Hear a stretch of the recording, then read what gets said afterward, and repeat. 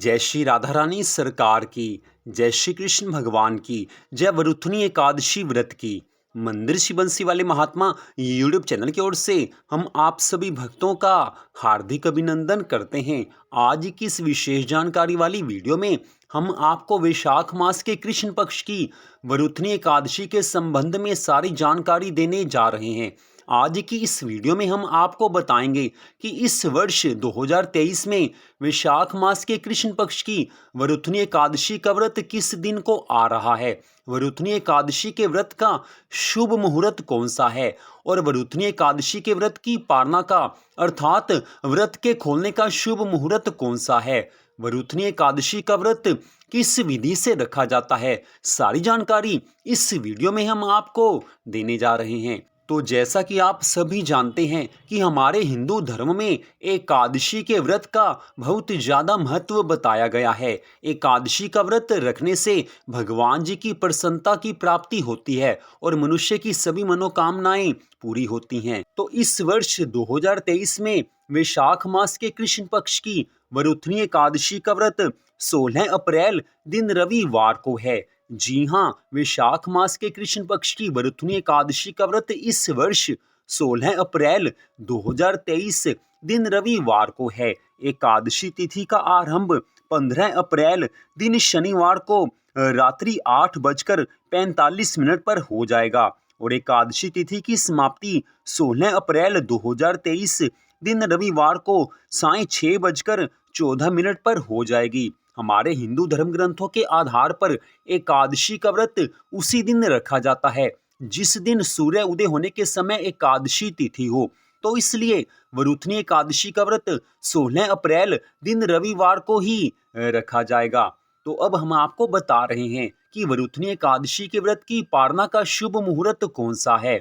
तो वरुथनी एकादशी के व्रत की पारना का शुभ मुहूर्त 17 अप्रैल 2023 दिन सोमवार को सुबह 5:54 से लेकर सुबह 8:29 तक रहेगा। इस समय के बीच में आप व्रत की पारना कर सकते हैं अर्थात व्रत को खोल सकते हैं। दूसरी विधि के अनुसार आप द्वादशी तिथि में सूर्य उदय होने पर किसी भी समय व्रत को खोल सकते हैं। तो दोनों विधियां ठीक हैं। पहली विधि के अनुसार आपको शुभ मुहूर्त बता दिया गया है और दूसरी विधि के अनुसार आप 17 अक्टूबर दिन सोमवार को सूर्य उदय होने के बाद किसी भी समय व्रत को खोल सकते हैं। तो जिस विधि से आप चाहें उसी विधि से व्रत खोल सकते हैं। दोनों का बराबर फल बताया गया है। तो अब हम आपको बताने जा रहे हैं कि जिन भक्तों ने वरुथनी एकादशी का व्रत रखना है उन्हें किस विधि से व्रत रखना चाहिए।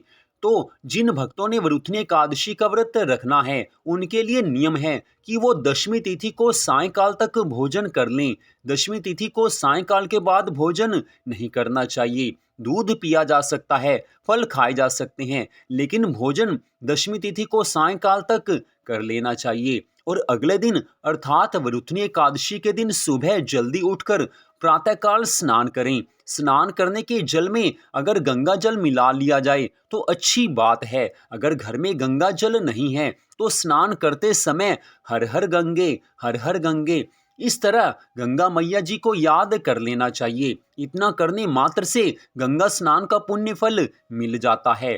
तो स्नान करने के पश्चात साफ सुथरे वस्त्र पहन के अपने घर के मंदिर में श्री हरि विष्णु भगवान जी का पूजन कीजिए, भगवान श्री राधा कृष्ण जी का पूजन कीजिए, तुलसी माता का पूजन कीजिए।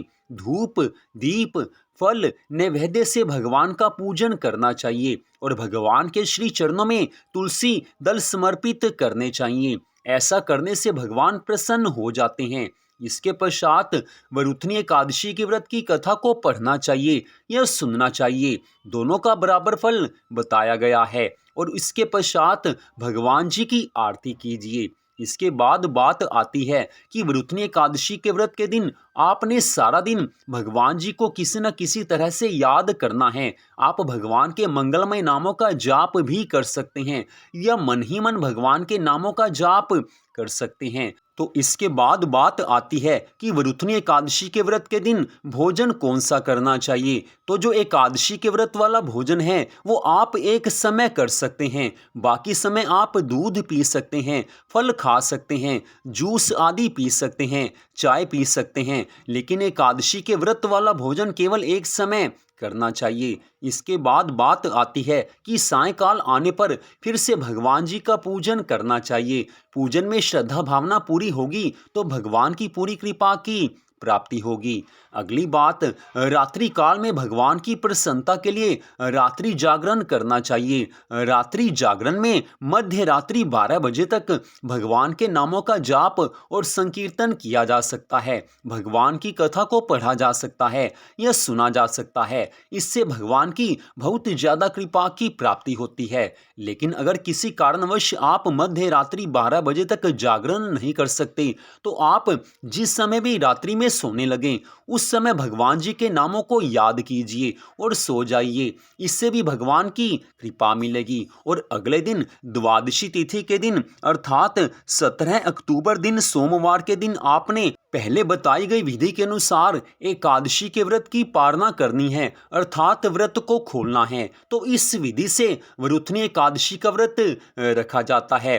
पूरी विधि से अगर व्रत रखा जाएगा तो मनुष्य की मनोकामनाएं पूरी होती हैं और इस व्रत के करने मात्र से श्री लक्ष्मी नारायण भगवान जी प्रसन्न होते हैं और अपने भक्तों को मन चाहा वरदान देते हैं। तो आज की इस विशेष जानकारी वाली वीडियो में हमने आपको सारी जानकारी दे दी है। फिर भी आपके मन में कोई प्रश्न हो तो आप कभी भी हमारे मोबाइल नंबर पर फोन करके सारी जानकारी प्राप्त कर सकते हैं। हमारा मोबाइल नंबर आप सामने मोबाइल की स्क्रीन पर देख सकते हैं। तो आज की इस विशेष जानकारी वाली वीडियो को देखने के लिए आप सबका दिल से धन्यवाद। भगवान श्री राधा कृष्ण जी की, भगवान श्री लक्ष्मी नारायण जी की वरुथनी एकादशी व्रत की अनंत कृपा सदा आप सब पर, आपके परिवार पर बनी रहे। इसी मंगल कामना के साथ जय श्री राधा रानी सरकार की, जय श्री कृष्ण भगवान की, जय श्री लक्ष्मी नारायण जी भगवान की, जय वरुथनी एकादशी व्रत की। जय जय श्री राधे, जय जय श्री राधे, जय जय श्री राधे श्याम।